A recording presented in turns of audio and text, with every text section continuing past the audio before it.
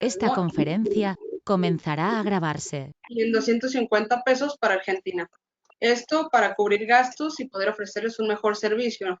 A su vez, los certificados tendrán una carga horaria dependiendo de la duración de las charlas. Y también si gustan que se les especialice con sus títulos, lo anexarían a sus datos para que posteriormente le llegaran, ¿no? Como licenciado, maestrante, doctor, etcétera, ¿no? Bueno, no es necesario pagar el certificado antes de la charla. Se puede hacer este mismo día o inclusive se puede hacer después. Y bueno, una vez que para los que les interese, nos hacen el favor de dejarnos su nombre completo, su país y su correo electrónico en la bandeja del chat y ya posteriormente nosotros les mandaremos la forma de pago, ¿no? Una vez que realicen el pago, nos reenvían el certificado de pago y bueno, en unos días recibirán el certificado junto con la grabación de la charla.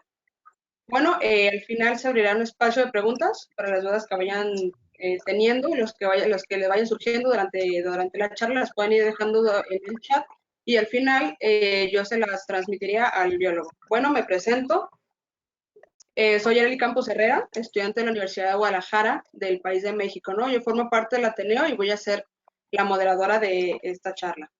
Bueno, dicho esto, pasamos al evento que nos convoca, ¿no? Esta charla está titulada Uso de los insectos en la investigación criminal. Bueno, para contextualizarnos un poco y entender más bien de lo que nos va a tratar la charla del día de hoy, bueno, esta ponencia tratará de la importancia de la etnología forense en la escena del crimen, cuya importancia se basa en la determinación del intervalo post-mortem, es decir, el tiempo que transcurre desde que fallece una persona hasta que es encontrada y el trabajo que se lleva a cabo con ayuda de los insectos para determinar el intervalo post-mortem. Bueno, se necesita conocer los tipos de insectos que se alimentan de un cadáver. Para ello, tal como se indica en el libro publicado, se utilizó como biomodelo un cerdo doméstico. Y al término de la investigación se determinó la presencia de las familias Caliproide, Sarcopagidae, Musidae, Panidae, entre otras, ¿no? Lo que permiten establecer el intervalo post-mortem. Asimismo, se estableció la sucesión de la fauna insectil encontrada y se elaboró un protocolo enmológico de actuación para la colecta y conservación de la fauna insectil, anexando modelos de actas de recojo lacrado, embalaje, rótulo, formulario de cadena de custodia y un modelo de informe pericial de etnología forense. Bueno, esta charla está a cargo del ponente César Asunción Solapuco Sarmiento. Él es perito biólogo forense, es doctorando del programa de doctorado en Ciencias con mención Gestión Ambiental y Recursos Naturales en la Universidad Nacional de Cajamarca. Es magíster en Administración de la Educación, Universidad César Vallejo de Trujillo. Es licenciado en Biología, especializado en Microbiología y Parasitología, en la Universidad Pedro Ruiz Gallo de Lambayeque. Bachiller en Biología en la Universidad Nacional Pedro Ruiz. Y bueno, este es el ponente que tenemos el día de hoy. Bueno, en nombre del Ateneo quiero agradecerle por haber aceptado la invitación para participar en esta jornada de conferencias internacionales. Bueno, dicho esto, les cedo la palabra y bueno, les recuerdo que vayan poniendo en el chat las personas que estén interesadas en el certificado sus datos. Y bueno, sin más preámbulos, daremos inicio. Bueno, muy buenas tardes. Bueno, aquí en Perú todavía es buenas tardes o buenas noches para los diferentes países. Ya, bueno, ya he sido presentado. Agradezco la oportunidad que me brinda Ateneo Ibero Latinoamericano para en esta oportunidad de exponer un tema importante y también interesante en el sentido de que los insectos nos ayudan mucho en el esclarecimiento de un hecho delictivo o, bueno, presuntamente delictivo también. Eh, Actualmente me desempeño como perito biólogo forense en, en el área de criminalística. Pertenezco a la Policía Nacional del Perú y me dedico al campo forense ya prácticamente 11 años, desde que egresé de la Escuela de Formación de Policías. Y bueno, de un tiempo a esta parte siempre me ha interesado la investigación forense de tantos casos forenses que han sucedido en los lugares donde yo he elaborado. Bueno, vamos a empezar con las diapositivas que han sido elaboradas tomando como base la publicación de un libro que yo hice y que se lo he brindado al Ateneo Ibero Latinoamericano con la finalidad de que sea subido a la página que ellos tienen, a la página del sitio web, y pueda ser descargado por cualquier persona que ingrese a la página. La intención mía y de mi compañero, que porque somos dos autores del libro, es la difusión del conocimiento científico. Entonces, bajo ese punto de vista, es que van a poder ustedes, en el momento que los organizadores suban el libro, descargarlo y poder leerlo y, si es posible, plantear ciertas discusiones y de esta manera llegar a un acuerdo que permita solucionar los problemas de la sociedad. Bueno, el uso de los insectos en la investigación criminal, ¿no? Los insectos, sí, sí se observa la siguiente diapositiva, ¿no? No, seguimos en la misma diapositiva. Siguen en la misma diapositiva. Sí, A ver, a ver. Ah, no me ha permitido compartir pantalla todavía. A ver si me habilita para compartir pantalla. Ahora sí. listo, ya. Ya, compartir. ¿Ya? Ahora sí. Sí, ahora sí ya podemos ver su presentación. Ya, ahora sí creo que la ven la presentación. Ya. Ahora sí, la siguiente la ven. Sí, ya la podemos observar. Ahora sí. Entonces, como les mencionaba, la entomología forense, bueno, fue mencionada también por nuestra presentadora, y es una rama en realidad de la biología forense, que no es otra cosa que la aplicación de las ciencias biológicas al estudio de casos criminales, de casos judicializados, sean penales o sean civiles también. Todo en realidad lo que tenga el término forense quiere decir con este tipo de casos judicializados. La biología forense también se aplica a diferentes tipos de delitos que tenemos, por ejemplo, los homicidios, incluyendo los abortos, los suicidios, lesiones, secuestros, violación sexual, hurtos, robos, sean agravados o no, sean simples, de repente, pero en todos estos campos de la criminalidad se está aplicando lo que es la biología forense.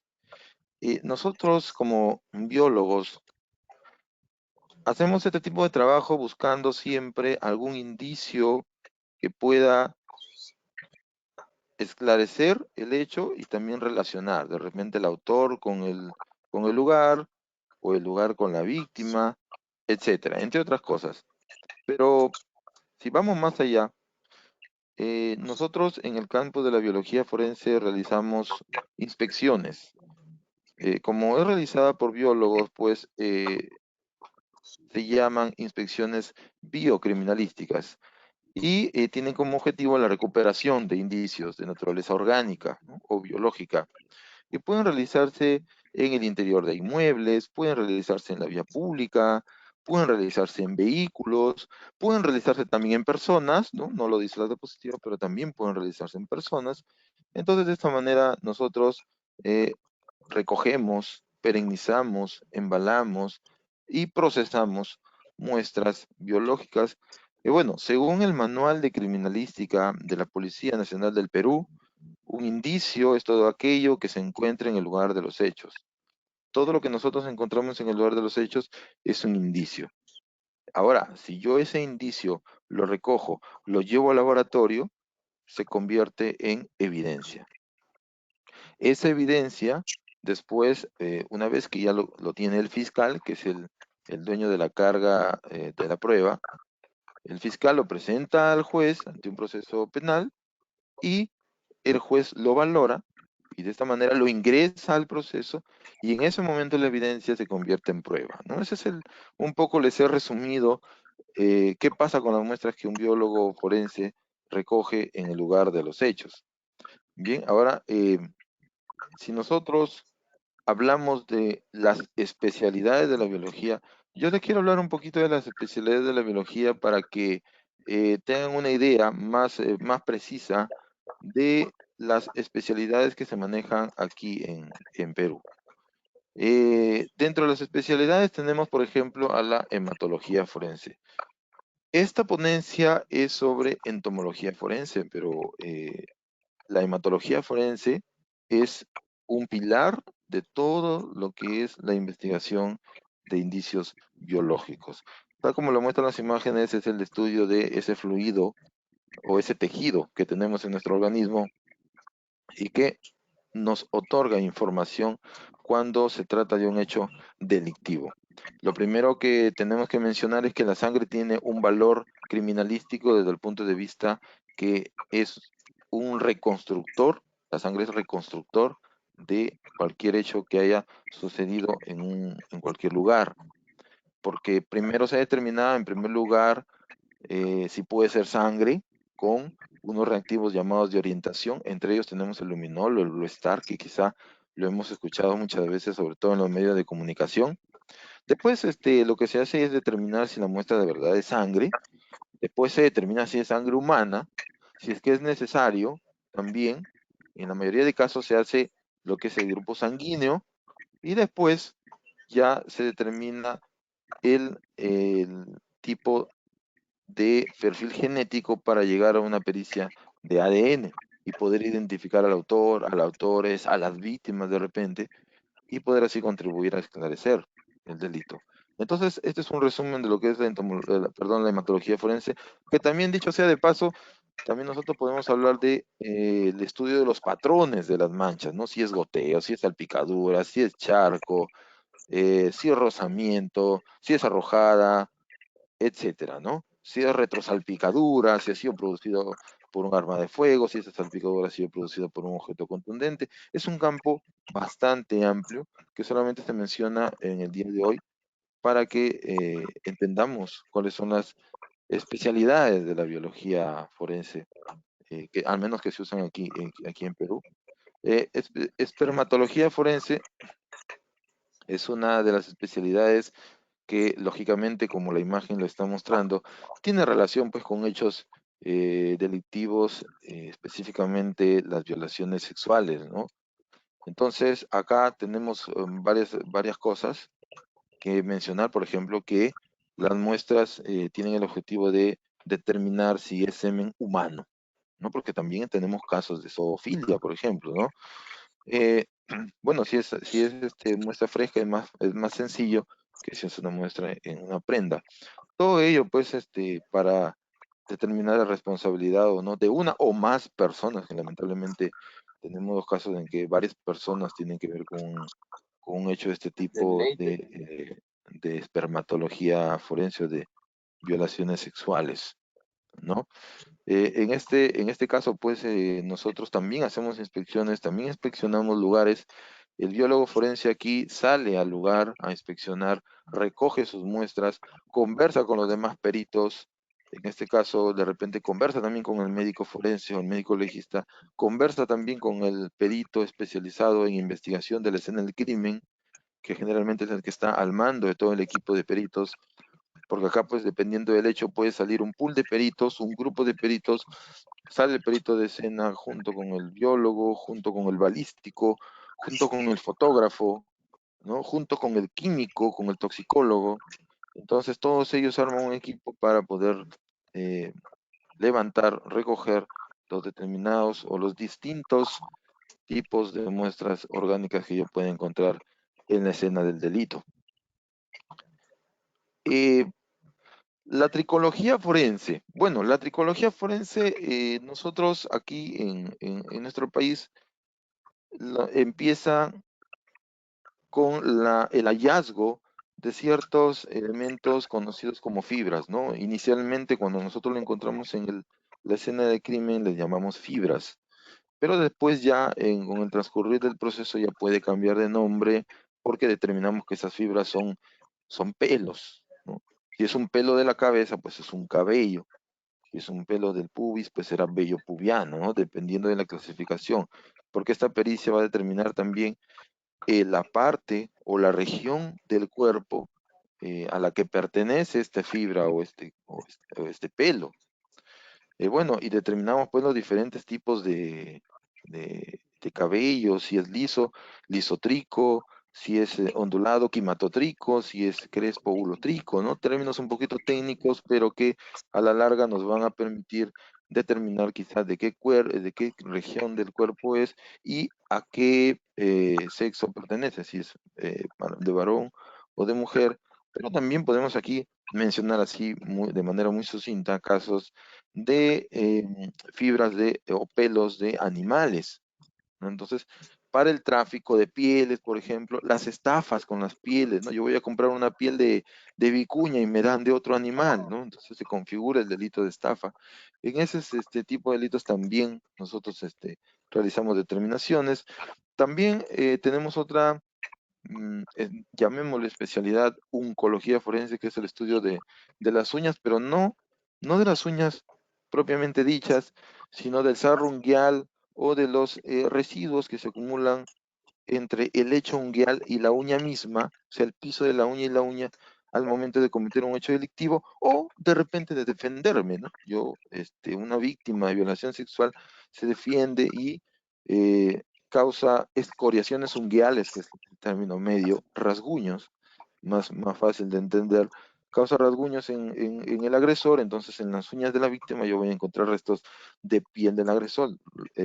Lógicamente se puede hacer un estudio de ADN, ¿no? Acá a la derecha vemos células epiteliales y también puede ser en hechos de estrangulación, como por ejemplo aquí vemos una imagen a la izquierda, una imagen de un cuello de una persona ya anciana que fue estrangulada por su vecino para quitarle dinero, ¿no? Entonces, la estranguló.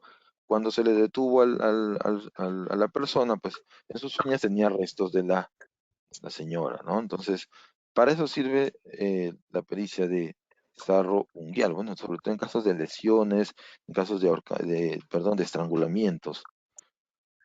Eh, la microbiología forense, bueno, yo tengo esta especialidad en microbiología y también de parasitología, se encarga del estudio de las intoxicaciones o muertes, ¿no? Por alimentos, desde el punto de vista microbiológico, ¿no? Porque aquí es el estudio de todo lo que son microorganismos, hongos, bacterias, virus, protozoos, que causan infecciones gastrointestinales, que causan intoxicaciones, que causan muerte y que pues son materia de investigación. De repente yo me voy a bueno, acá le decimos polladas, ¿no? Un evento donde venden pollo aderezado y frito.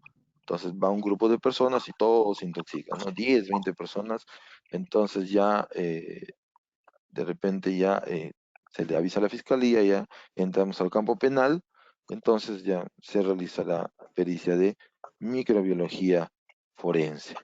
Bien, para determinar en todo caso si el alimento es apto o no para el consumo humano o animal también, ¿no? Porque hemos tenido casos de que de manera intencional, con dolo, digamos, se han envenenado o un grupo de cabezas de ganado.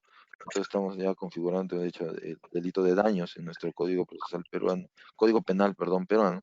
Entonces también se le realiza una pericia de microbiología forense que va a la par con la de bromatología forense, que es el estudio de la composición química de los alimentos y también determina si el alimento es apto o no para el consumo humano.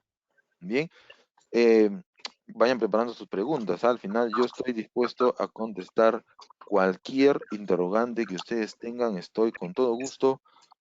Me gusta que me hagan preguntas y es interesante cada pregunta porque de repente ustedes hacen una pregunta de un tema o un aspecto que yo no pensaba hablar, pero gracias a su pregunta entonces uno se explaya, ¿no? Continuamos con genética forense. Bueno, esto es un tema harto conocido, de nombre, digamos, al menos. Entonces, aquí la imagen principal vemos una molécula de ADN en el centro, ¿no es cierto? Y una lupa. Es una imagen que creí conveniente colocarlo para tener una idea de qué vamos a hablar. Como ustedes habrán dado cuenta, no hay mucho párrafo en mis diapositivas, así suelo hacer mis clases, mis ponencias, pero más adelante ya explicaremos lo que es entomología un poquito más detallado.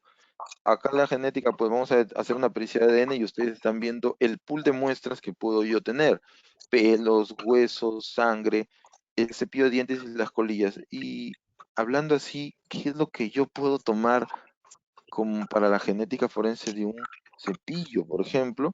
Cuando nos cepillamos, se queda en ese cepillo eh, nuestras células epiteliales de la boca.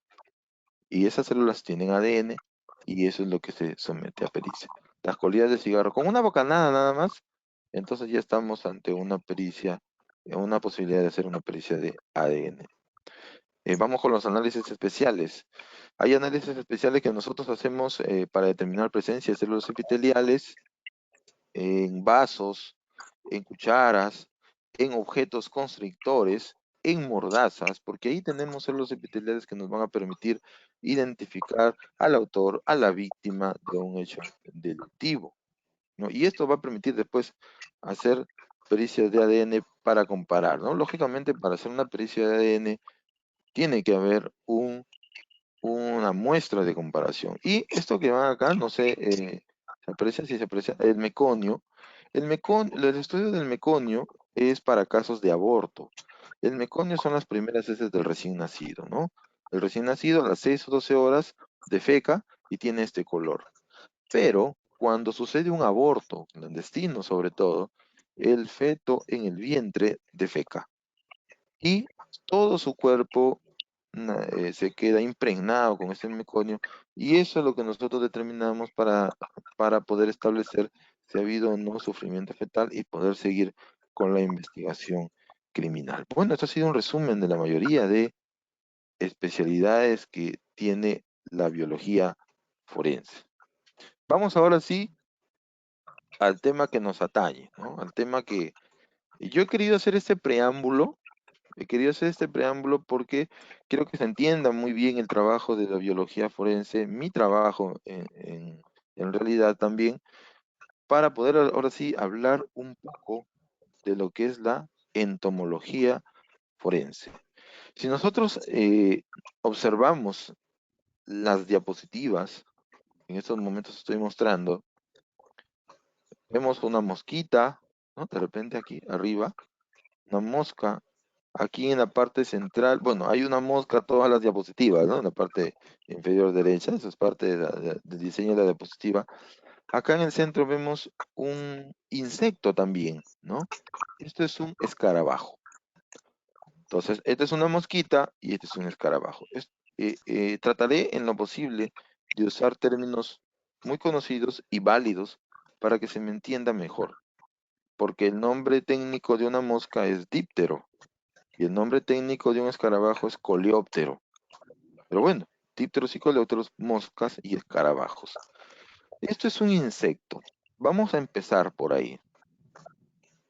Hay insectos, hay arácnidos, hay crustáceos, hay miriápodos, ¿no? Hay una clasificación por ahí que hay que aclarar. ¿Por qué le decimos insecto? En la imagen está muy claro. Y bien fácil. Ninguno de ustedes a partir de hoy día creo que va a confundir a un insecto con un arácnido. Y es bien fácil, ¿no? Un insecto tiene 6 patas, el arácnido tiene 8. Esa es así bien simple, es una diferencia muy marcada entre un insecto y un arácnido, ¿no? Entonces, la entomología forense estudia a los insectos. ¿A las arañas también? Sí, a las arañas también. A pesar que son arácnidos, también estudian las arañas. Pero no porque las arañas se alimenten del cadáver, porque, resumiendo un poco, la entomología es el estudio de los insectos que se alimentan del cadáver, que se comen al cadáver. Pero hay insectos que se comen directamente el cadáver, hay otros insectos que se comen a los insectos que se comen al cadáver, ¿no? O sea, son indirectos, ¿no? Indirectamente. Y hay arácnidos ningún arácnido es necrófago, ¿no? El necrófago es el que se alimenta del cadáver. Ningún arácnido es necrófago. Lo que pasa con los arácnidos es que se alimentan de los insectos que son necrófagos, es decir, que se alimentan del cadáver. Por eso son importantes igual. Bien, entonces es todo una cadena, ¿no? Yo me alimento de ti y él se alimenta de otro. En el colegio quizás nos mencionaron las cadenas tróficas, ¿no? Las redes tróficas, la cadena alimentaria, ¿no? Que nos mencionan siempre cuando somos estudiantes del colegio. Igual acá se aplica ese tipo de relaciones interespecíficas entre diferentes especies. Entonces, vamos ahora sí, entomología forense. Tenemos una mosquita. La mosca, esto es una larva de mosca. Lo que está al lado derecho de la mosquita es una larva. Y lo que está aquí al lado derecho, en parte superior derecha, de color marrón, se llaman pupas, ¿no? Ya vamos a explicar de qué se trata esto y cómo es que es importante para la determinación del tiempo de muerte. Todo esto, este proyecto de hacer una investigación de entomología forense, nace en el año 2012, ¿no? Ya para 2013, y fue publicado en el año 2018. Entonces, como ustedes verán, son 5 o 6 años casi de escribir el libro, pero la idea también nace con los múltiples casos que nosotros teníamos sin resolver porque no se determinaba el tiempo de muerte. Si ustedes ven a la izquierda de esta diapositiva y logran observar, estos son los estadios de decomposición y sucesión de la fauna, mejor dicho, de la entomofauna. ¿Qué cosa es una sucesión? Es como es la llegada de un insecto detrás de otro. Los insectos son ordenados. No es que todos llegan así en grupo a comer al cadáver, no. Primero llega un grupo, termina de comer, se va, llega otro grupo, termina de comer, se va, llega otro grupo y así sucesivamente. No son desordenados. Entonces, yo como biólogo, yo tengo que encontrar a un grupo determinado y saber en qué momento llega ese grupo. Si yo logro identificar qué grupo es y en qué momento llega, logré determinar el tiempo que tiene de muerta esa persona. Así funciona este trabajo. Y como ustedes acá ven a la izquierda, desde que muere, a lo largo del tiempo van apareciendo múltiples insectos, ¿no es cierto? Pero los primeros de preferencia son mosquitas y los últimos de preferencia son nuestros amigos los escarabajos. Y yo les llamo amigos porque en realidad nos ayudan a resolver un caso, ¿no? La parte de abajo es una fotografía del experimento que lo hicimos con un cerdo, un chanchito, y toda la masa larval que nos permitió hacer este experimento, y vamos a explicarlo más adelante. Ya, ahora sí un poquito de párrafo, pero algo bien rápido. La entomología forense también es llamada fauna cadavérica o entomología tanatológica, ¿no? Todo lo que es tanatología, ya habremos escuchado seguramente alguna vez que tiene relación con la muerte, ¿no? De, etimológicamente hablando de Thanos, ¿no? De los dioses de la muerte en la mitología griega. Es el estudio morfológico, o sea, de su forma, cómo son los insectos. Es el estudio taxonómico, cómo los clasifico, si son mosquitas, si son escarabajos, si son arañas, de insectos y ácaros. ¿Y ahora qué cosas son los ácaros? Otro término más. No hay que complicarse la vida. Los ácaros son arácnidos. ¿Mm? Los ácaros son arácnidos. Seguramente os han dicho, ay, la cama está llena de ácaros, tal cosa está llena de ácaros. Son arácnidos. Y los ácaros tienen la costumbre de alimentarse de cosas o alimentos o materia orgánica en descomposición, ¿no? Que intervienen en la destrucción de cadáveres y en sustancias que tienen relación con hechos delictuosos. Ah, entonces, ¿qué quiere decir esto? Que también la entomología forense se puede aplicar a casos de contaminación alimentaria. Porque hay insectos, pues, ¿no? Porque hay insectos, hay algunos invertebrados que nos pueden ayudar a resolver ese caso que se está investigando. El valor criminalístico. ¿Cuál es la importancia de la entomología forense? ¿Para qué sirve? ¿Qué es la razón de ser de esta ponencia, no? Determinar la data de muerte de un individuo o determinar o influir, apoyar en el cronotánato diagnóstico, lo que se aplica para determinar el intervalo post-mortem. El intervalo post-mortem y la data de muerte viene a ser lo mismo. ¿Y qué cosa es? El tiempo desde la muerte hasta el hallazgo del cadáver. El tiempo que muere la persona hoy día, pasan 15 días y le encuentran, esos 15 días vienen a ser la data de muerte o intervalo post-mortem. Bueno, lo podemos abreviar como IPM. No hay problema en ese aspecto. Entonces, ya definido la entomología forense, ya establecido lo que es la entomología forense, ya es el estudio de los insectos, ¿no? Que se alimentan del cadáver, se comen al cadáver. Y nosotros nos vamos a valer de su apetito para poder determinar el intervalo post-mortem. Muy bien, la metamorfosis, ¿no? Hay una obra de Franz Kafka que se llama La Metamorfosis. Bueno, pues, tal como lo dice la obra, es un conjunto de cambios. La metamorfosis es un conjunto de cambios que hace, en este caso, para el que estamos hablando, un insecto o un escarabajo también. Este tipo de invertebrados hace un conjunto de cambios a lo largo de su ciclo biológico. El ciclo biológico es como una historia, ¿no? ¿Qué es lo que hace el adulto o imago? Yo he puesto aquí imago, pero es lo mismo que decir adulto. Entonces, el adulto de esta mosquita es de una fotografía hecha por nosotros, los investigadores. Digo nosotros porque somos dos autores del texto, somos dos autores del libro de la investigación. El otro autor es Henry Almanzor Blanco Huanca. Él ya expuso antes que yo, su tema fue las huellas invertidas. De repente lo recuerdan. Él expuso huellas invertidas en la escena del crimen. Él es perito en escena del crimen. Bueno, yo también soy perito en escena del crimen. Actualmente también hago pericias de escena del crimen, pero él es más especialista que yo. Yo sí soy biólogo forense muy especialista. Ambos nos juntamos e hicimos esta investigación y no quiero quitarle méritos a mi colega. Él fotografió esta mosquita, está muy nítida la fotografía, para poder mostrarles hoy en día esta metamorfosis. El adulto coloca sus huevos. Los huevos se convierten en larvas, que estas larvas se mueven y comen. Las larvas, cuando terminan de comer, se convierten en pupas, dejan de moverse y las pupas se convierten en adultos. ¿Y por qué menciono yo esto?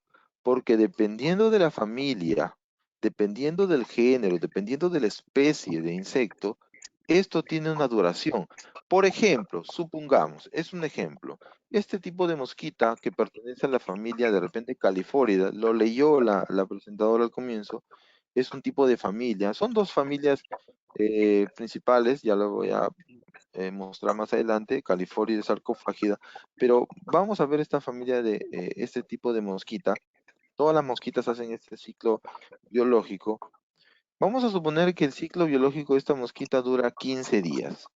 Supongamos que cuando la mosquita llega, coloca sus huevos, los huevos para convertirse en larvas, supongamos que dura un día, supongamos. Las larvas para convertirse en pupas, supongamos que duran 13 días, ya van 14, y supongamos que pupas para pasar a adultos, supongamos que duran 5 días más, ya van 17 días. Entonces todo el ciclo biológico de la mosquita, para este ejemplo, dura 17 días. ¿Qué pasaría si yo voy al cadáver y encuentro la pupa? Entonces ya tengo una idea de esta mosquita que yo ya la conozco, yo ya la identifiqué. Yo tengo una idea que ese cadáver aproximadamente pueda tener unos 14 días, porque encontré pupas. Pero de repente yo encuentro larvas. Entonces el cadáver, según mi investigación, eh, podría tener alrededor de 14 o 13 días, dependiendo del tamaño de la larva y del tipo de larva y de la especie. Así funciona esto. Entonces yo como biólogo tengo que conocer la metamorfosis.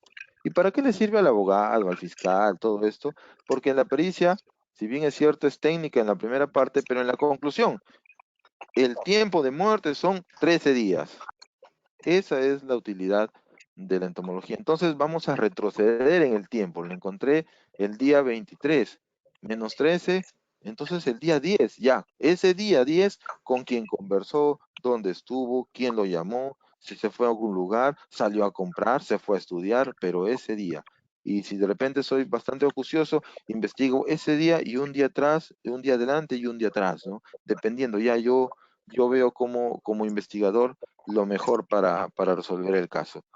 Esa es la importancia de saber, de conocer para el biólogo la metamorfosis.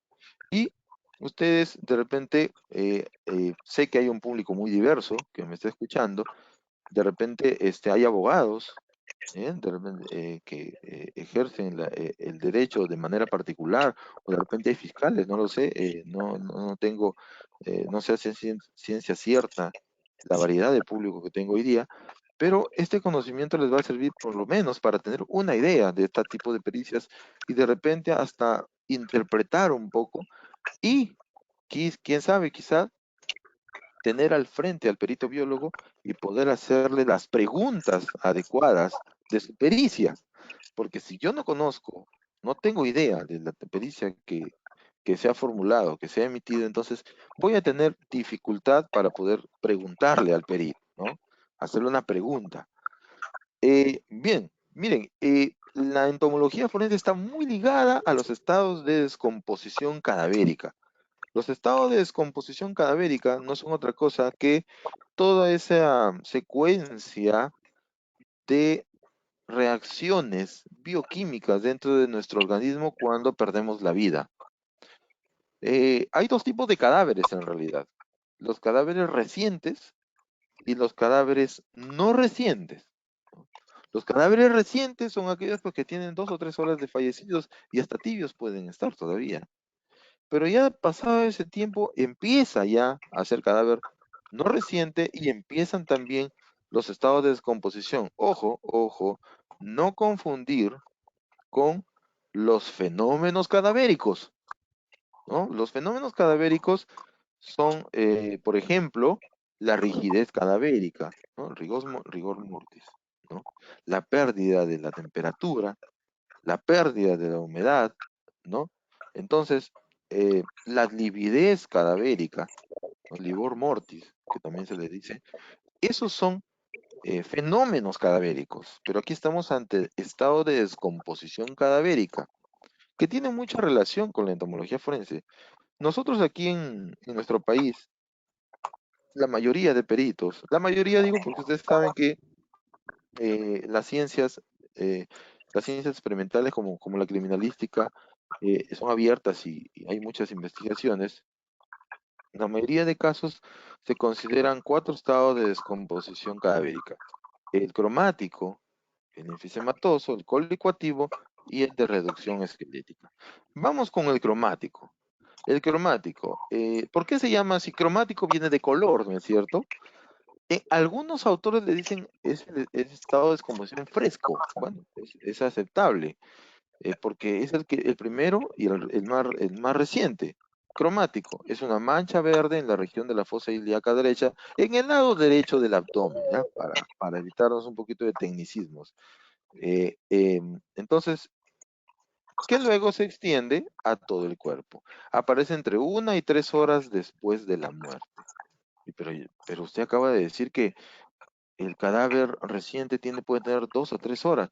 Sí, pero este cadáver, a pesar de ser reciente, ya puede estar dentro del inicio de los estados de descomposición cadavérica, ¿no? Eh, entonces, una mancha verde que después se disemina por todo el organismo. En este estado de descomposición cromático, ya pueden haber algunas mosquitas rondando, dando vueltas. Inclusive, nosotros como peritos y ustedes también de repente como abogados de la sala, eh, podrían también tener en consideración si la persona antes de morir ha tenido alguna enfermedad que ha acarreado como consecuencia que lleguen moscas. Ejemplo, la miasis. No sé si han escuchado este término. Personas que son víctimas de las moscas en determinadas heridas de su cuerpo, la mosca llega y se llena de larvas, que nosotros le decimos gusanos, no, no son gusanos, son larvas. Entonces, desde ahí hay que tener en cuenta ese tiempo de descomposición de de determinada región del cuerpo para poder establecer la data de muerte. No va a ser que haya confusiones. Eso lo digo también en mi libro, ¿no? Que hemos publicado. Entonces, esta mancha cromática también atrae moscas. ¿Y por qué atrae? Porque el cadáver ya se está descomponiendo, ya. A pesar que nosotros todavía no lo percibamos por medio del sentido del olfato, pero las moscas sí, ellas ya están percibiendo la descomposición. Aquí en esta fase ya llegan algunas mosquitas, inclusive pueden ya haber ovipositado, es decir, haber puesto sus huevos. Eh, el estado siguiente es el enfisematoso. Y para que me entiendan mejor, el cadáver se hincha, se llena de gases y se hincha, ¿no? A partir más o menos del tercer, cuarto o quinto día ya el cadáver empieza a hincharse. Ya en este momento yo puedo encontrar larvas de mosca. Yo ya puedo encontrar algunos huevos que ya se han convertido en larvas y lógicamente moscas que vuelan alrededor del cuerpo. Después tenemos la fase de licuefacción o colicuativa, que es la transformación de las partes blandas, externas e internas, en una masa amorfa de tejido color parduzco. En otras palabras, es como si la persona se desinflara, digamos, ¿no? Y ya pierde los gases, inicia más o menos a la cuarta semana, tercera o cuarta semana, y hay masa larval, es decir, hay muchas larvas que repito, nosotros le decimos gusanos, pero son larvas, su verdadero nombre, y entonces es en este momento en donde el olor es más fuerte, y eso indica pues la presencia de muchas larvas en el cuerpo.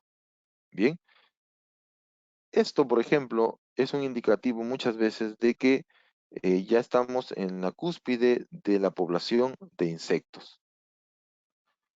Y bueno, yendo a la fase anterior, aquí ya, por ejemplo, pues, nosotros podemos ubicar si es que el cadáver tiene heridas, bueno, la persona tenía heridas, hay mayor masa larval en donde están las heridas. Si ha tenido un golpe, un disparo, algo, están en donde donde están las heridas, ahí hay mayor cantidad de larvas. Y tenemos la última fase, que es la reducción ósea o esqueletizada o esquelética. Comienza a reducirse a piezas óseas, se manifiesta en cuestión de semanas. Ustedes van a ir a algunos autores y les van a decir que años, dicen, sí, pues años para que llegue a esta imagen que les estoy mostrando, ¿no? Pero si la persona ya se le empieza a notar uno que otro hueso, ya está en reducción esquelética. Aquí, ¿qué insectos podemos encontrar, por ejemplo? Porque en la anterior, bueno, moscas, ¿no? También hay escarabajos en esta colicuativa. Pero en esta reducción esquelética, ¿qué es lo que más yo podría encontrar? Los famosos escarabajos. Suelen llegar al último a comérselo.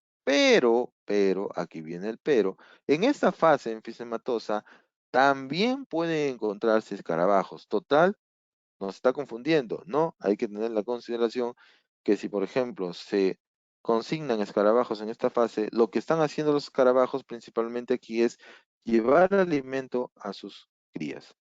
Aquí sí ya, cuando encontramos escarabajos acá, es porque han cumplido su ciclo en el mismo cadáver. ¿Ya? Bueno, esto es para su conocimiento y mejor interpretación del trabajo de entomología forense. Bueno, miren, este cuadrito yo les muestro, y está en internet, ¿no? Circula por internet, de la cantidad de insectos o de familias de insectos que podemos encontrar y de los días en que van apareciendo. Esto es muy general, esto es muy general. Y yo en este momento les voy a decir algo, por favor, y espero que aquellos de repente que pueden hacerlo, trabajan para el Estado, para alguna institución, puedan concretarlo. ¿Por qué nosotros decidimos hacer un trabajo de investigación? Es muy sencillo, porque no había información de qué clase de insectos y qué familias de insectos necrófagos existía en la región donde yo trabajaba, ¿no? Específicamente la provincia de Cajamarca, ¿no? En Perú, que es, Cajamarca es el 90, bueno, el 80% es sierra, que va de, Cajamarca va desde los 2.800 metros sobre el nivel del mar hasta los más de 4.000 metros sobre el nivel del mar, y tiene parte de ceja de selva, ¿no? También, que tiene, que no tiene el mismo clima que la parte sierra. Entonces, yo trabajaba en Cajamarca, que es sierra específicamente, no en ceja de selva, y nos dimos con la sorpresa de que no conocíamos a los insectos. No conocíamos a los insectos cajamarquinos, ¿no? En ese sentido, hablando ya un poquito más familiarizado. Insectos peruanos de esa parte de nuestro país, no los conocíamos. ¿Y cómo era la manera de conocerlos? Haciendo un trabajo de investigación donde nosotros determináramos qué tipo de insectos van a llegar a comerse al cadáver. Entonces, la recomendación que yo les doy, que les adelanto porque los iba a mencionar después, es que cada país, específicamente cada región, cada sitio donde se realiza, donde hay una oficina o un centro de criminalística, tendría que hacer una investigación de este tipo para que ellos tengan un patrón, una referencia, un registro de qué insectos viven en esa zona. Porque cuando tengamos un caso de este tipo y queramos nosotros saber el tiempo de muerte, va a haber dificultad. Porque si bien es cierto, nosotros queríamos hacer la determinación del tiempo de muerte porque era importante, querían saber qué tiempo de muerte tiene esa persona para poder investigar. Entonces, nos íbamos a nuestro registro, no había nada. Ah, entonces hay que ir a registros de otros lugares. Y nos salían pues de México, nos salían de Ecuador, nos salían pues de Panamá. Entonces, son lugares que, si bien es cierto, son muy alejados, también podrían tener una fauna, o tienen de hecho, una fauna de insectos diferente a la nuestra. Entonces, es necesario que cada región tenga su registro de sus insectos y de esa manera poder hasta comparar, porque la criminalística es eminentemente comparativa. Si ustedes se han dado cuenta, la criminalística siempre está comparando. Si hablamos de balística, pues yo comparo un proyectil con otro, el que encontré en la escena y el del cadáver. Si hablamos de ADN, comparamos, ¿no es cierto? El ADN de la escena con el ADN del señor. Entonces, si hablamos de insectos, pues yo hasta podría comparar, oye, encontré esta mosquita, encontré esta larva, pero según mi investigación, tengo una larva similar. A ver, sí, listo. Más que seguro que sí es 13 días de muerto. Sería muy beneficioso que tengamos un registro, como ahora lo tiene Cajamarca, ¿no? Ahora ya no trabajo en Cajamarca, ahora trabajo en otra provincia que se llama Lambayeque, específicamente en la provincia de Chiclayo, y pues vamos a iniciar otra investigación en insectos para conocer los insectos de Chiclayo desde el punto de vista forense, porque las universidades pueden hacer estudios también, pero hay que tomar todas esas referencias y ya hacerlo desde el punto de vista forense. Bien, entonces nosotros, para poder hacer esta investigación, buscamos mucha información. Encontramos en Brasil, en Chile, en Colombia, en Costa Rica, en Venezuela, en Ecuador, en Argentina. Ahí están, ustedes pueden visualizar todas las referencias que durante esos 5 o 6 años casi prácticamente buscando información, buscando de aquí por allá, porque queremos investigar. Había muy poca, por cierto, les digo, pero valiosísima. O sea, una cosa que es invalorable el aporte que hacen los demás investigadores de los diferentes países. Y en nuestro país, Perú, también había investigaciones, pero del 84, 85, importantes, pero a la larga, pues la ecología, ecológicamente hablando, también hay una evolución ecológica. Le decimos sucesiones ecológicas nosotros los biólogos, ¿no? Entonces, tenemos también investigaciones del 2013, tenemos investigaciones del 2011, tenemos del 2007, recientes, pero son investigaciones de universidades hechas para un aspecto que no es tanto forense, sino un aspecto poblacional, digamos, ¿no? Ahora, no sé, de repente hay algún biólogo o algún afín a las ciencias biológicas que está escuchando la ponencia. Déjeme decirle que el estudio poblacional de los insectos que encontramos en el cadáver no recomiendo hacerlo si es que estamos ante un caso de criminalidad donde se necesitan premura en los resultados. Yo quiero que tener rápido el resultado. Entonces, yo les estoy hablando, por ejemplo, que un ciclo biológico puede demorar 15 días, 20 días. Entonces, la pregunta es, si yo cojo el insecto y lo crío en el laboratorio hasta que crezca, va a ser más fácil, ¿no? La larva es un poco más difícil de identificar que el adulto. El adulto es más fácil, pero yo no recomendaría porque, salvo que tengan tiempo, porque en realidad en el Código Procesal peruano tenemos plazos que son muy reducidos. Por ejemplo, hablando un poquito de procedimiento policial en nuestro país, nosotros, nuestra flagrancia, que es prácticamente tener conocimiento del hecho y el delito se comete hoy día, tenemos hasta 24 horas para detenerlo, ¿no? Entonces, la flagrancia dura 24 horas y cuando se le detiene, tenemos 48 horas de detención, salvo que sea por drogas o por terrorismo, donde tenemos 15 días de detención. Entonces, los plazos son muy cortos, ¿no? Y al fiscal se le acaba el plazo.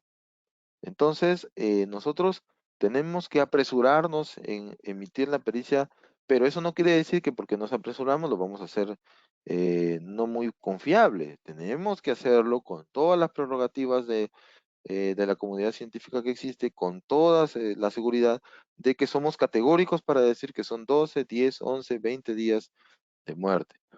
Pero sí, si yo tengo tiempo, entonces yo cojo la muestra, lo crío en el laboratorio, cojo las larvitas con un pedazo de carne del cadáver, lo llevo al laboratorio con todas las condiciones adecuadas, lo crío hasta que es adulto y cuando es adulto, ya digo, es esta familia. Entonces, como lo encontré en larva, veo todo su ciclo y determino el tiempo, ¿no? Suena un poco más sencillo, ¿no? Pero a la práctica es un poco eh, arriesgado demorarse porque, bueno, pues nosotros en criminalística, estoy seguro que en el resto de países de Latinoamérica y del mundo tienen un lema, si no es el mismo, similar, ¿no?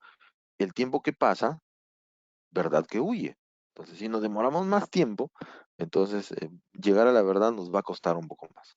Bien, entonces estos son los antecedentes que nosotros hemos buscado y a raíz de esto, que en realidad importantes pero escasas, decidimos hacer una investigación en nuestro país y bueno, pedí autorización, ¿no? Para mostrar el texto. Este es el texto que va a ser subido a la página de Ateneo Ibero Latinoamericano para que ustedes lo puedan descargar. Lo tengo en físico también, pero bueno, este es el texto.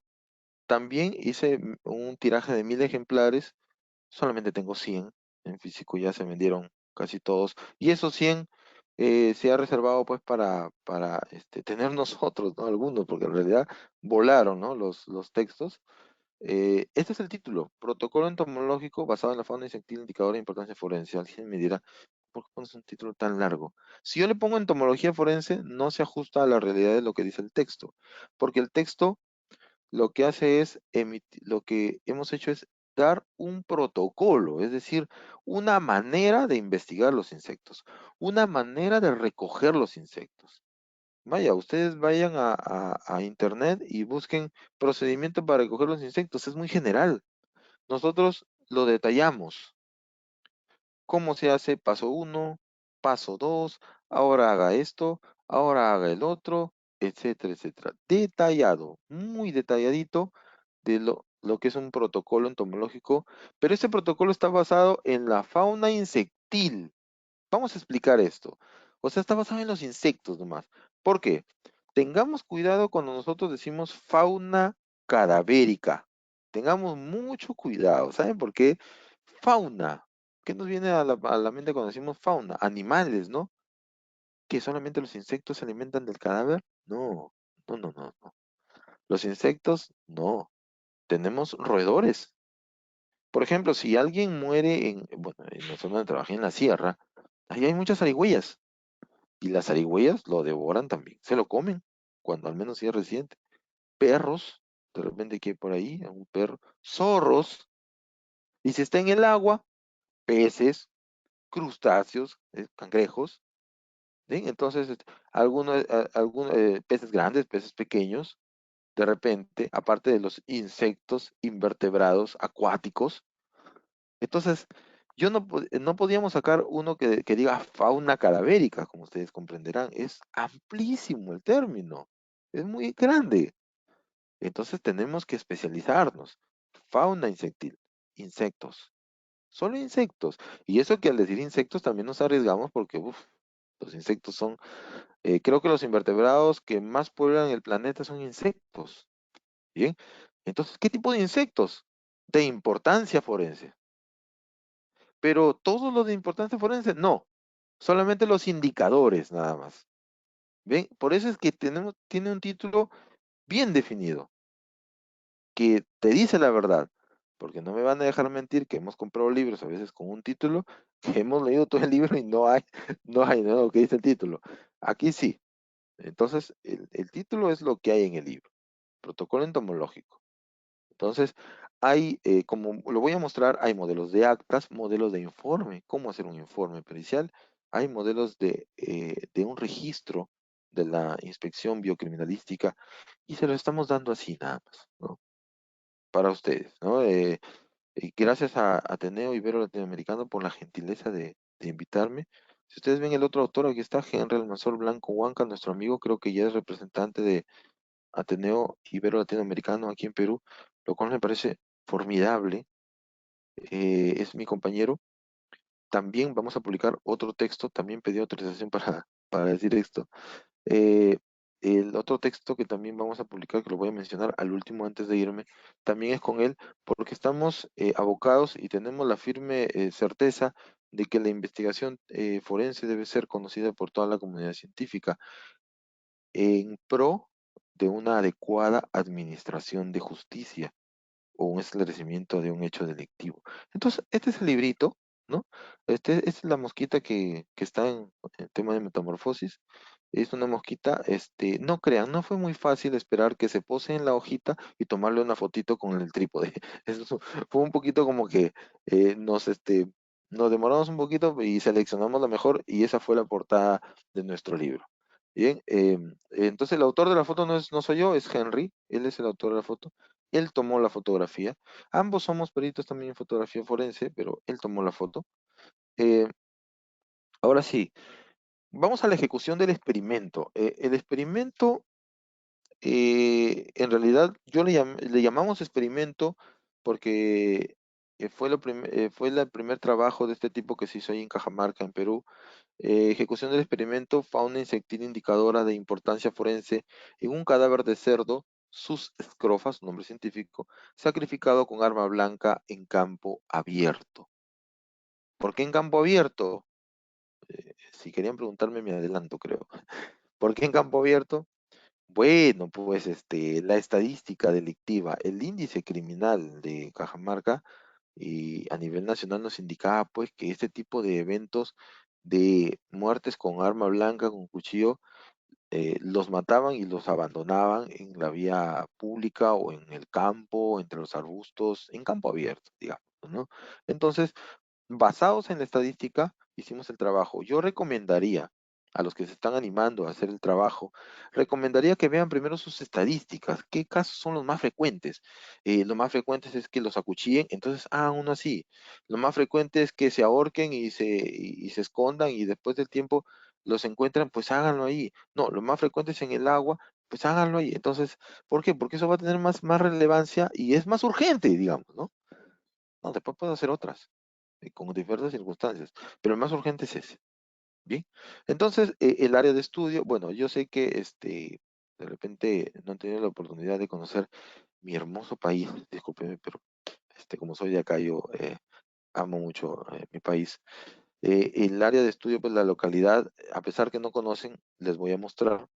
Localidad Fundo Santa María, ubicado en la urbanización San Roque, de provincia de Departamento de Cajamarca, altitud 2.693 metros sobre el nivel del mar, se hizo en un terreno de cultivo, está la ubicación en GPS, todos los datos habidos y por haber están en el libro para que ubiquen el lugar, etcétera, etcétera, todo detallado, todo con paso a paso para que ustedes puedan reproducir el experimento si desean en su región. La idea no es que yo haga algo y nadie me entienda y nadie pueda hacerlo, no, la idea es que todos puedan reproducir lo que yo he hecho para que tengan sus propios resultados y de repente algo mejor que yo, que sería formidable. Si yo me entero que alguien ha hecho una investigación similar a la mía, ha obtenido otros resultados y lo ha hecho mejor que yo, eso es en bien de la ciencia. Bienvenido, bienvenido. Eh, las fechas del estudio, la fase de campo, el 6 de abril, empezó el 6 de abril y terminó el 6 de julio, un mes, nosotros tomando muestras, ¿no? Exactamente fueron 91 días. Y la fase de laboratorio, un mes tomando muestras, pero se dejó descomponer 91 días. La fase de laboratorio empezó el 24 de junio de 2016 y terminó el 30 de mayo del 2017. Como ustedes verán, identificar a los insectos nos costó un poco, pero como ya tenemos los patrones, ya pues nos ahorramos el trabajito, ¿no? Y ya, ya, ¿qué patrón es? Listo, la investigación dice tal cosa, entonces, pucha, ¿no? Lo hacemos bacán. Bueno, sin querer abrí el chat y dice, el libro ya se puede descargar de nuestra página, ya está subido, excelente. Felicito a Ateneo Ibero Latinoamericano por esta gestión. Agradezco infinitamente que hayan subido mi libro para que pueda ser descargado por todos ustedes. Es un beneficio que tienen. Gracias a la gestión de Ateneo Ibero Latinoamericano, que me parece extraordinario que organice este tipo de eventos tan interesantes. El biomodelo, continuando con el trabajito, el biomodelo que hemos utilizado fue un cerdo doméstico, ahí está su nombre científico, 6 kilogramos, fue sacrificado con arma blanca, cuchillo de cocina, en el corazón, se lo dejó expuesto 91 días. ¿Por qué estos detalles? Que fue sacrificado así, que se hizo así. ¿Por qué estos detalles? Se les dice estos detalles también, de repente, para que lo reproduzcan, lo vuelvan a hacer, y también para simular en lo posible, una escena del crimen. Simular, en lo posible, simular una escena del crimen. Entonces, si vamos a simular, pues tenemos que hacerlo como si fuese un crimen, ¿no? Bueno, 6 kilogramos. En mi libro está la bibliografía, Oliva, un autor, indica pues que es lo mismo 6 kilogramos que 10 o 20, ¿no? Entonces, nosotros para hacer cada paso hemos consultado a otros autores que han hecho algo similar con su trabajo y hemos tomado como referencia para ejecutar nosotros. Los materiales, bueno, no es que sea eh, medio protagonista de las fotografías, pero bueno, ahí estoy yo cazándolas con mi red entomológica fabricado por mí. Inclusive en el texto está cómo hacer su red entomológica. Así que, bueno, alguien me dirá, pues yo busco en internet una red entomológica, el dinero, pues por estos tiempos de pandemia está un poquito difícil. Entonces, en el libro está cómo hacerlo de manera casera y válido, válido. Entonces, le va a dar muy buenos resultados igual. Ahí está con lujo de detalles cómo hacer una red entomológica que no le va a demandar mucho gasto y le va a ser muy útil al momento de realizar este tipo de trabajos, ¿no? Los que estén interesados. Y nuestros amigos, los abogados, van a entender mejor nuestro trabajo. Y repito, si un abogado entiende bien el trabajo del perito, va a saber qué preguntarle. Porque si entiende bien, pues yo sé qué preguntarle al señor, ¿no? Entonces, como yo más o menos tengo una idea, alguna vez en mi vida escuché esto, al menos sé dónde buscar y a quién preguntarle. Pero si yo nunca he escuchado esto, me están hablando en otro idioma que no entiendo, entonces, pues, voy a tener dificultades para poder preguntarle al perito. Ahora, lo que ustedes están viendo aquí en la parte superior izquierda es una jaula en realidad, ¿no? Una jaula hecha de madera con malla metálica con cuadrículas de 2 por 2 centímetros, puede ser de 1 por 1 centímetro, no hay problema. Y se le ha colocado ahí, tiene aquí 4 estacas para que se fije el suelo y no sea sacado. ¿Por quién? Por los perros callejeros, por las zarigüeyas, por zorros, diferentes animales que pueden llegar al lugar y se pueden llevar tu cadáver y te quedas sin experimento. Algo así, ¿no? Entonces, imagínense llegar al día siguiente y la jaula o la jaula volteada y si no le has puesto jaula, llegar al día siguiente y solamente te encuentras la patita del cerdo, ¿no? Entonces, no, entonces si bien es cierto, hemos alterado un poco la escena que es necesario, ha sido para proteger la muestra y es justificable, ¿no? Es justificable.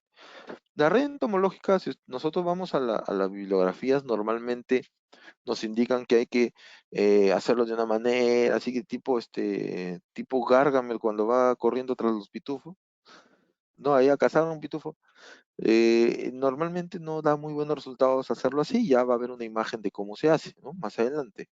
Em, una lupa, una cámara fotográfica. Bueno, yo he puesto aquí una cámara fotográfica reflex, ¿no? Normalmente yo podría clasificar las cámaras fotográficas en 3 tipos. Las cámaras compactas o de aficionado, que son unas chiquititas, ¿no? Unas planitas. Las cámaras intermedias o semiprofesionales, que son las cámaras a las que no se les puede cambiar el objetivo, pero parecen profesionales. Y las reflex, que son profesionales, ¿no? Yo puedo cambiar este objetivo, le cambio uno, le pongo un gran angular, le pongo un ojo de pez, no sé, cualquier objetivo, y yo puedo tomar la fotografía. Pero no tengo eso, pues tengo un celular, pero mi celular tiene 3 cámaras, ¿no? Es un P30, un Huawei, no sé. Entonces, igual, no, pero no tengo un P30, tengo un celular de gama baja, pues no tengo muchos recursos económicos. Señores, todo es válido. Pero ¿cómo va a ser todo válido? Es increíble que todo sea válido.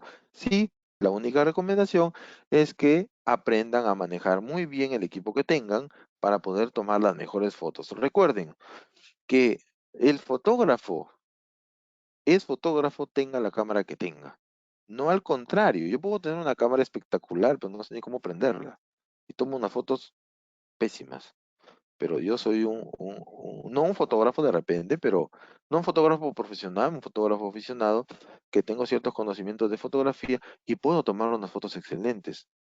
Bien, cuando nosotros hicimos el libro ya éramos peritos fotógrafos forenses, pero no tanto como lo somos ahora y entonces tomamos unas buenas fotos, ¿no? No, no, no, aquí no hay que desanimarse. No, no, no, no. Aquí hay que ser optimista. No sé, pues, ahora tenemos pues la gran ventaja de nuestro amigo YouTube, San YouTube, San Google, ¿no? San, ¿no? San hay que ponerlo, ¿no? San Google, San YouTube. De todo nos salva. No sé cómo tejer con cruz, no sé qué cosa, YouTube, ¿cierto? Hoy día se me ocurre cocinar arroz con marisco, YouTube. Hoy día quiero tomar una foto con mi celular, YouTube. De repente no sé cómo, entro a YouTube y veo un tutorial y me sale. Pero eso sí, les digo una cosa, fotografía es práctica. Pues fotografía no es una ciencia, es una técnica. Práctica, practica y practica y practica y te van a salir las mejores fotos. Tenemos una pinza para coger las pupas de repente. Tenemos estos frascos que nosotros le decimos viales, no sé cómo le dirán en cada país. Son frasquitos viales de vidrio con tapas de Gebe. Tenemos un microscopio estereoscópico. En biología lo usamos para observar flores también, ¿no? Diseccionamos una flor y la observamos ahí, anteras, pistilo, sépalos, pétalos, etcétera. Pero también se usa para insectos, ¿no? Vemos al insecto ahí y lo vemos, lo identificamos, vemos las larvas, vemos los huevos, las pupas, etcétera. Tenemos esta regla, es una regla bidimensional. Pueden usar una regla de colegio si gustan, no hay problema, sino que nosotros usamos esta, ¿no? Para medir las larvas, las pupas, los adultos. Un tamizador ¿Para qué es el tamizador? Nosotros lo hemos usado porque cuando las larvas terminan de comer, salen del cuerpo y se colocan alrededor de él y se entierran ellas solas. Se entierran ellas solas y entonces se convierten en pupas. Entonces las pupas están debajo de la tierra. ¿Cómo vamos a encontrar una pupa debajo de la tierra? Tamizando. Ponemos la tierra, la tamizamos y las pupas van a quedar encima, ¿no? Entonces, miren, igual que para el ser humano, igual que para el ser humano, nosotros también hemos, igual que para el ser humano, nosotros también hemos tomado las mismas fases para el cerdo. ¿Por qué? Porque así nos decían nuestras referencias. ¿Cuáles referencias? Está en el texto una lista ahí de referencias para nosotros poder determinar las fases de descomposición de un cerdo, que son las mismas del ser humano. El cerdo es muy parecido al ser humano. Es muy parecido al ser humano en sus fases de descomposición. Tenemos el estado fresco, que análogo al otro estado es el estado cromático. Tenemos el estado enfisematoso, tenemos el estado colicoactivo y tenemos el estado de reducción esquelética. Igualito que en el ser humano. Fresco. Fresco. Sería el cromático, ¿no? Pero bueno, acá está muy difícil, un poco difícil ver la mancha verde, ¿no? Estado fresco. El enfisematoso, se hincha el cadáver, lo dijimos. El colicoactivo pierde los gases y se llena de larvas. Y el de reducción ósea se vuelve pues ya esqueleto, ¿no? Esqueletización. Les quiero mencionar que no les sorprenda encontrar bibliografía que habla de la estado de momificación o de corificación. Ese es como si fuese así, ¿no? Fresco, enfisematoso, colicoactivo, y en vez de reducción ósea, tenemos corificación o momificación. Es una momificación natural, ¿no? Por ejemplo, estamos hablando de ambientes extremos de repente, ¿no? Un glaciar se modifica, ¿no? Entonces ya inclusive algunas fases no se dan propiamente dicho, ¿no? Pero esos son casos especiales, no siempre pasa eso, pero que no les sorprenda que encuentren un cadáver que parece una momia. Es porque ha entrado en un proceso de codificación, modificación, y eso ha dependido de las circunstancias de muerte y el espacio en donde eh, donde es encontrado o donde ha acaecido el fallecimiento. Estoy viendo en el chat que hay preguntas. Al final las voy a contestar. Sí, si tienen la amabilidad. Mil disculpas para continuar, no perder un poquito la fluidez. Voy a contestar las preguntas. Eh, orden díptera, y les dije, el orden coleóptera son las estrellas del espectáculo hoy en día. En esta ponencia son nuestras estrellas. Las estrellas de cine hoy presentamos al orden díptera y al orden coleóptera. Bien, el orden díptera son nuestras mosquitas. ¿Y por qué los presento de esta manera? Porque esos dos son prácticamente los que nos van a ayudar en un 90% a determinar el tiempo de muerte. Esta fotografía ya fue tomada igual por mi amigo Henry Blanco.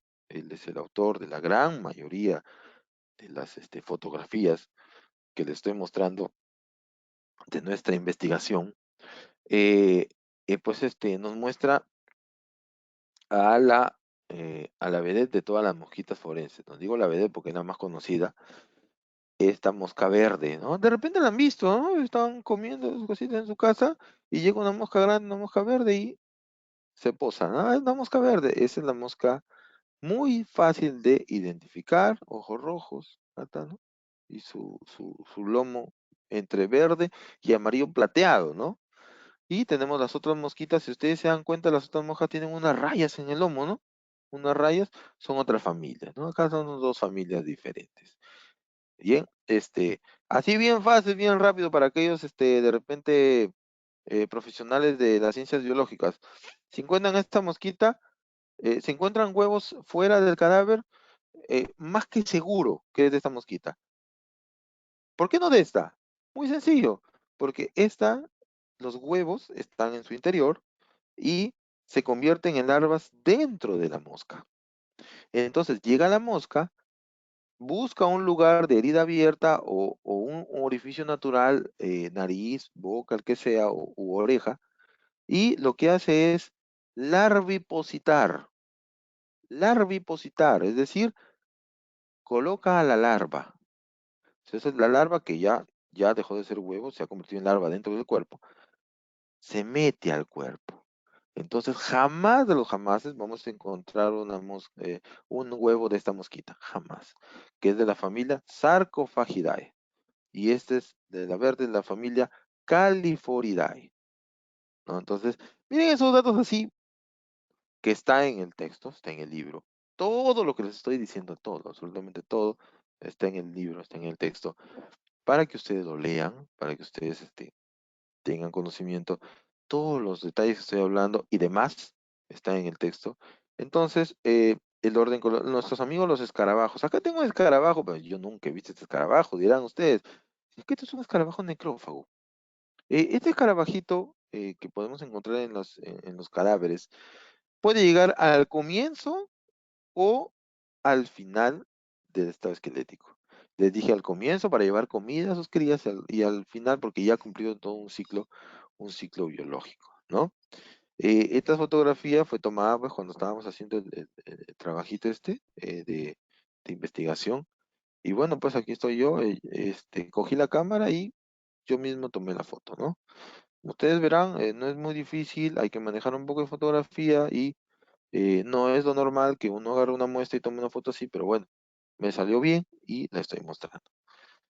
Eh, el protocolo de actuación, bien rápido, ¿no? Así un resumen nomás. Si quieren leer más, entran a la página de Ibero Latino, perdón, Ateneo Ibero Latinoamericano y descargan el libro y van a ver detalle por detalle de lo que estoy hablando. De repente muchos ya lo están descargando, entonces pueden seguir la secuencia.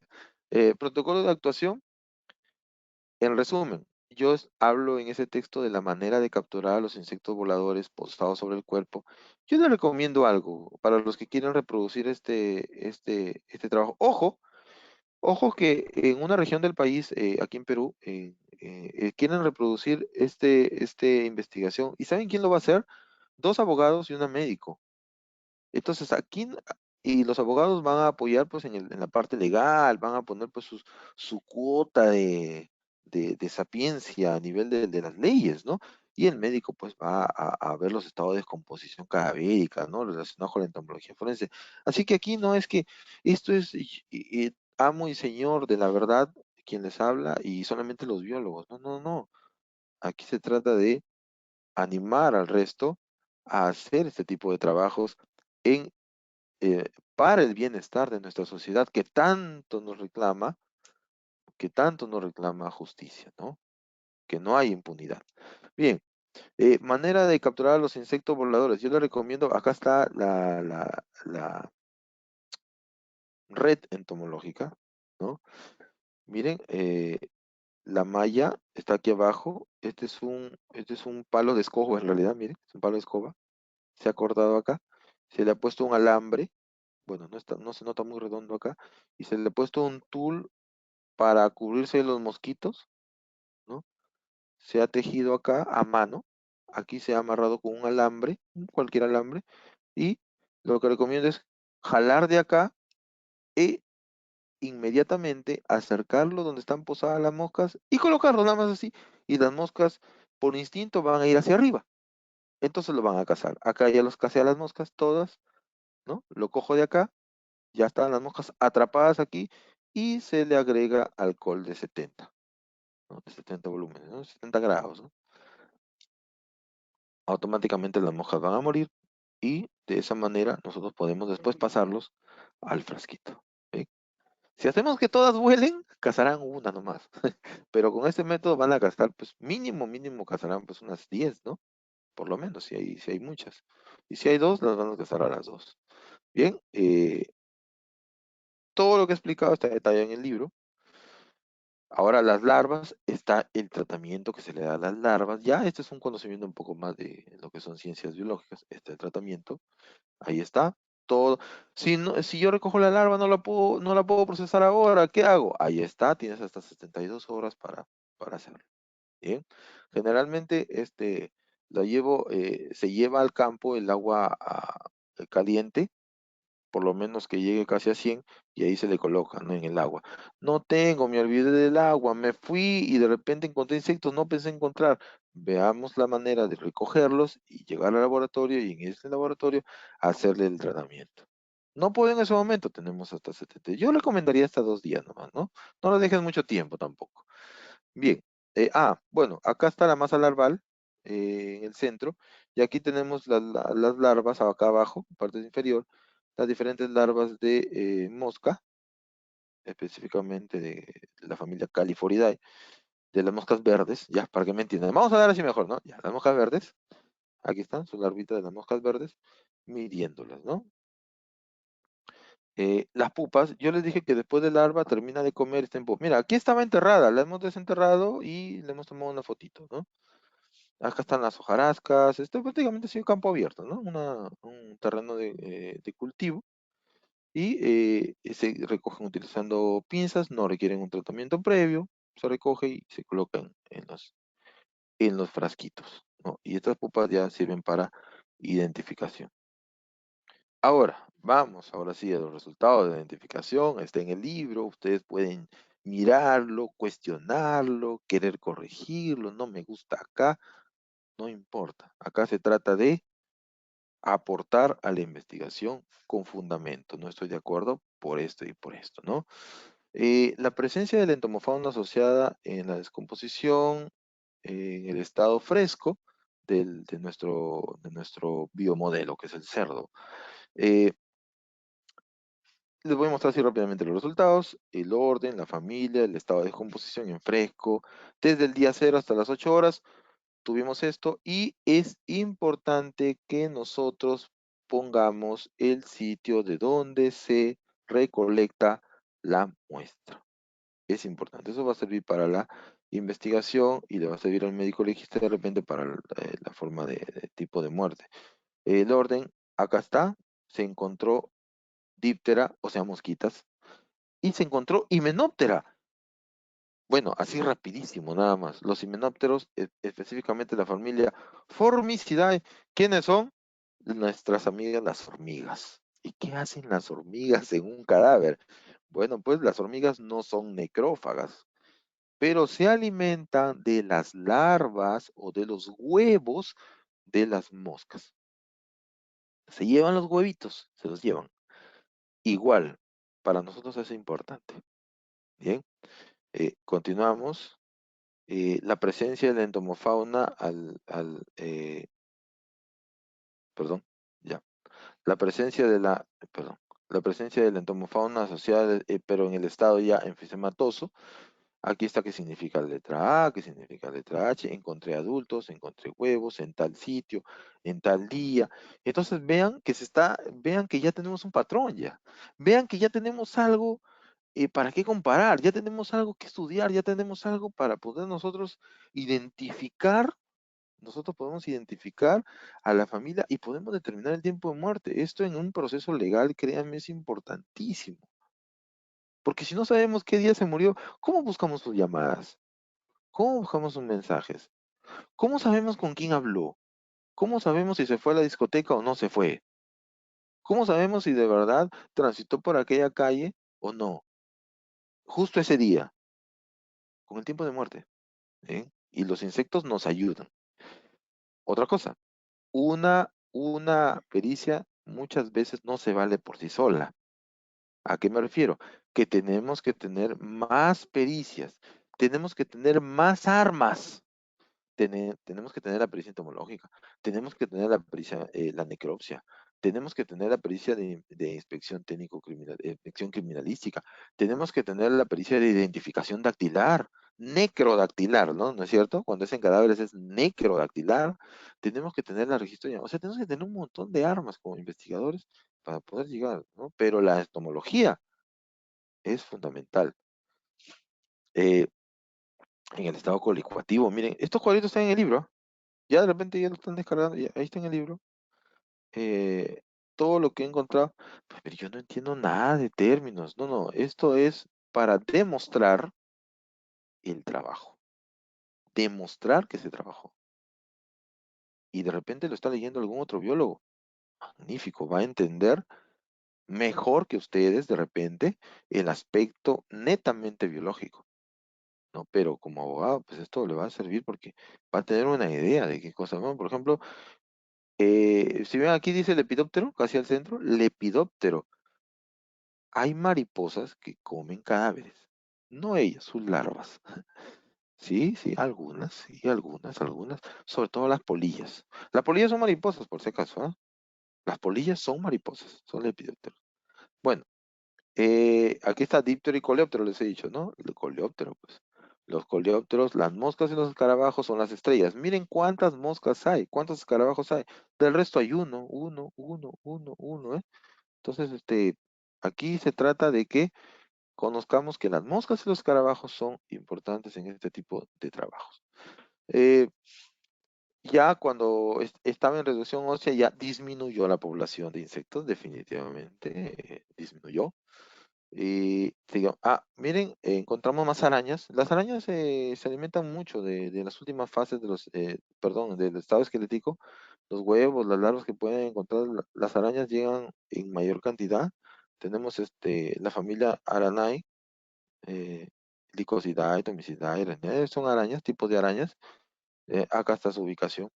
Bien, entonces, todavía encontramos algunas mosquitas, pero ya son mosquitas que no tanto necrófagas, sino ya saprófagas. Bueno, no quiero entrar mucho en tecnicismos, pero hay necrófago, hay saprófago, hay ocasional, ¿no? Entonces hay diferentes tipos. Eso también está en el texto.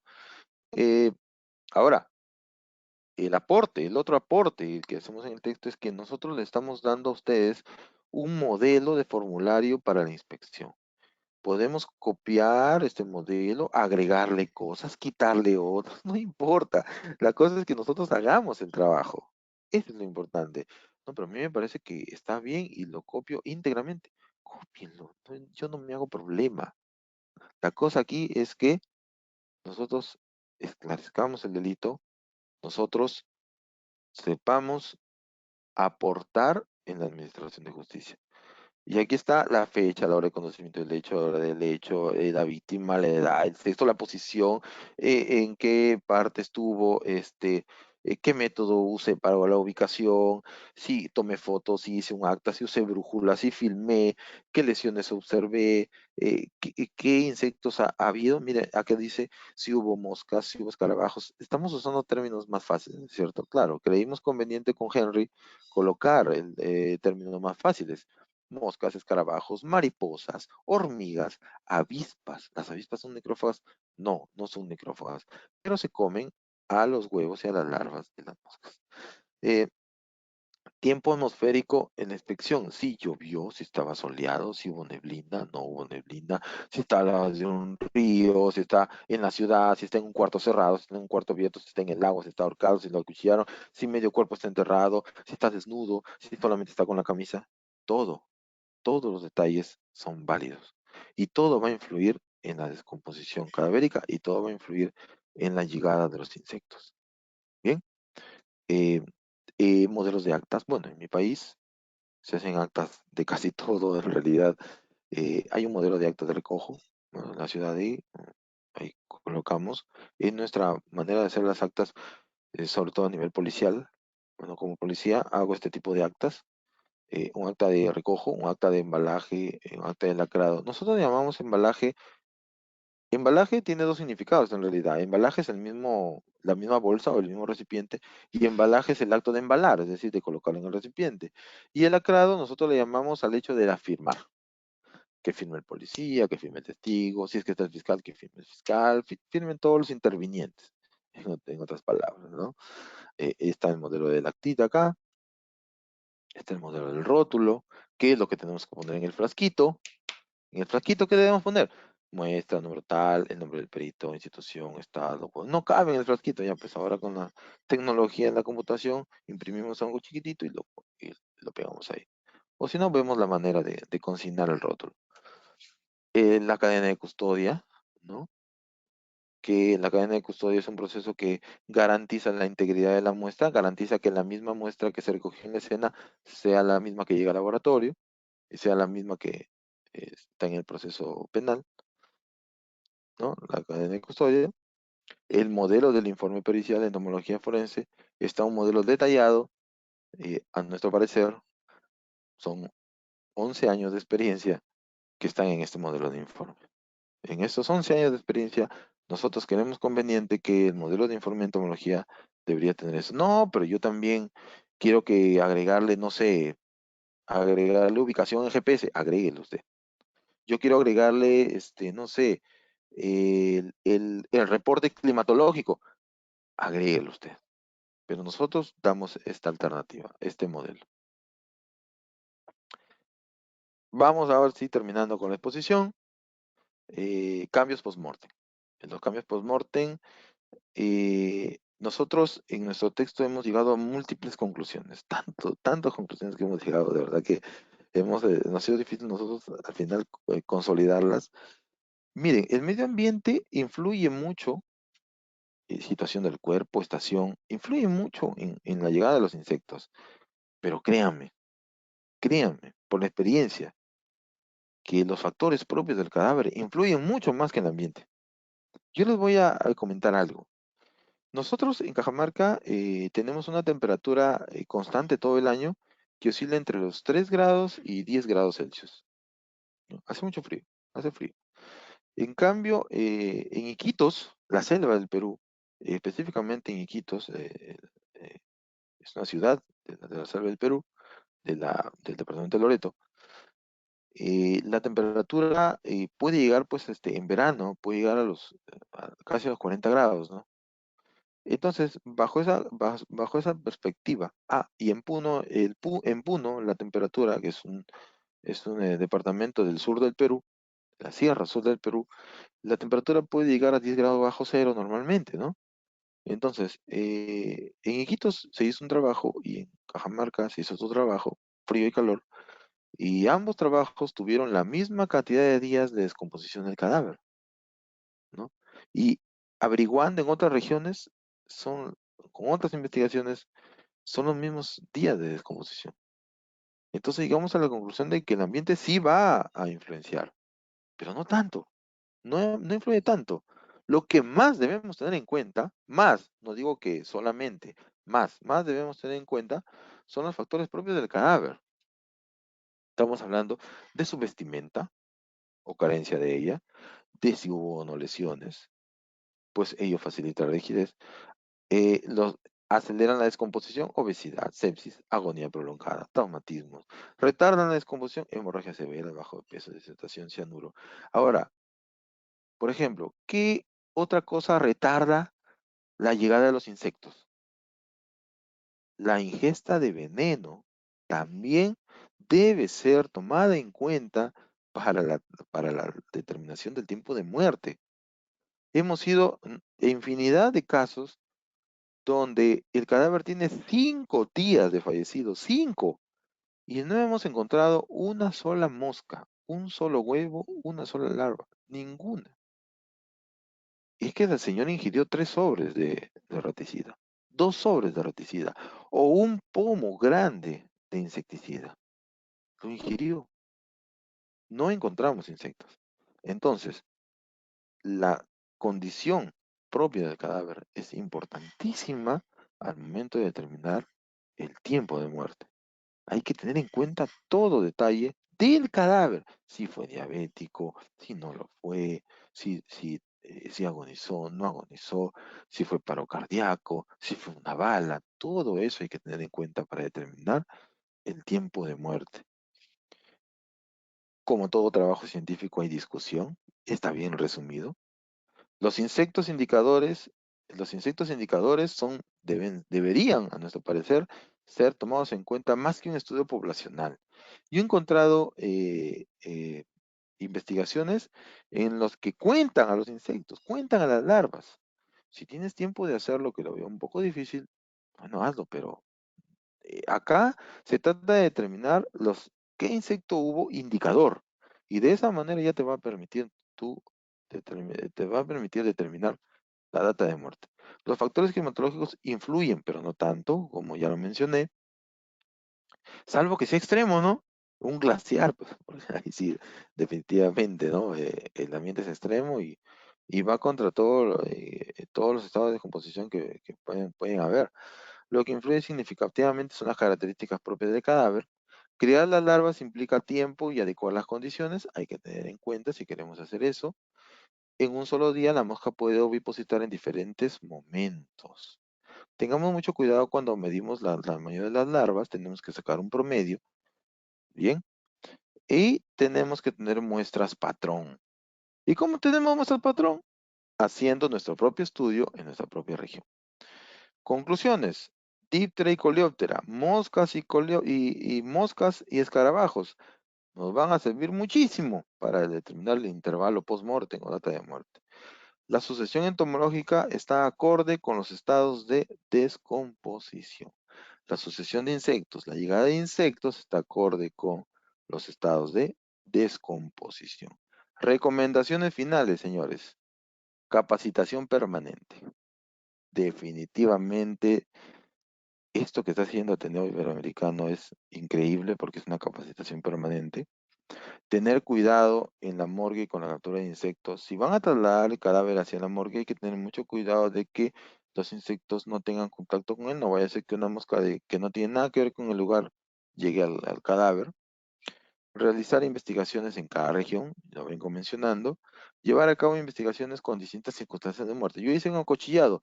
Bueno, yo quiero hacer con un ahogado. Hazlo con ahogado. Yo quiero hacer un ahorcado, etcétera, etcétera. Hay muchas investigaciones, ¿ah?